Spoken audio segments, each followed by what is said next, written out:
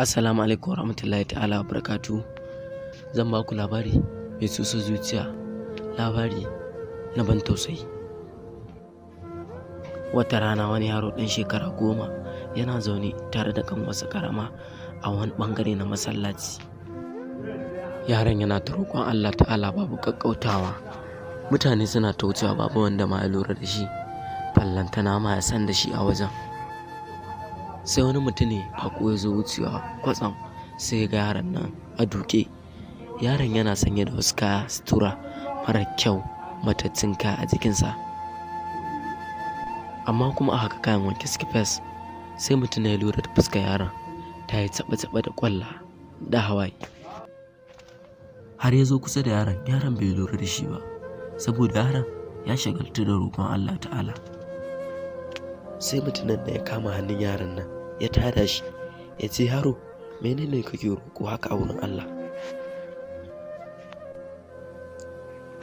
Sai yaron nan ya daga kai ya kalli mutumin nan ya ce da shi, mahaifina baya duniya, shine nake roƙa mar aljanna. Rashin mahaifin nan nawa yakan sanya mahaifiyata kuka kullum, shine ita ma nake roƙo Allah ya bata haƙurin rashin nasa. Kullum kuma wannan ƙanwartawa rashin sutura, ita ma ina roƙo Allah ya bani kuɗi. Ya Allah ka bani kuɗi domin in ɗauki ɗawainiyar ƙanwata. Sai mutumin ya tambayi yaron, kana zuwa makaranta kuwa? Sai yaron ya ce eh. Sai mutumin ya ce a wani aji kake karatun? Sai yaron ya ce ba na zuwa makaranta domin karatu, sai dai kawai ina zuwa ne domin na yi talla. Mahaifiyata takan yi awara sai na kai makaranta. Yara da yawa suna saya daga wajena, kuma a haka muke sayarwa rufa mu kanmu asiri. Sai mutumin nan jijjigin shi ya mutu kamar an watsa masa ruwan sanyi. Sai ya tambayi yaron ya ce, ba ku da dangi ne a garin nan? Sai yaron ya ce, mamata tana faɗa min cewa talaka ba shi da dangi a duniyar nan.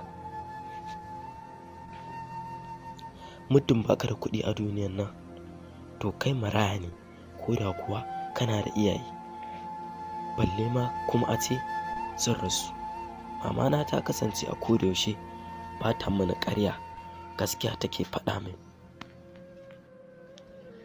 Amma wani lokacin idan ta sa mana abinci da ni da ƙanwata, sai mu ce mata mu ci tare, sai ta ce ta gama cin nata kafin mu dawo a gida. A wannan wajen kawai na gaba ta faɗa mana gaskiya, domin na san ba ta ci abincin ba domin kawai mu ci mu koshi take faɗar haka. Sai mutumin ya ce, yanzu idan wani ya ɗauki nauyin karatun ka za ka yi? Sai yaron ya ce, kai, hakan ma ai ba zai taɓa yiwuwa ba, saboda su 'yan bokon ma sun tsani talakawa.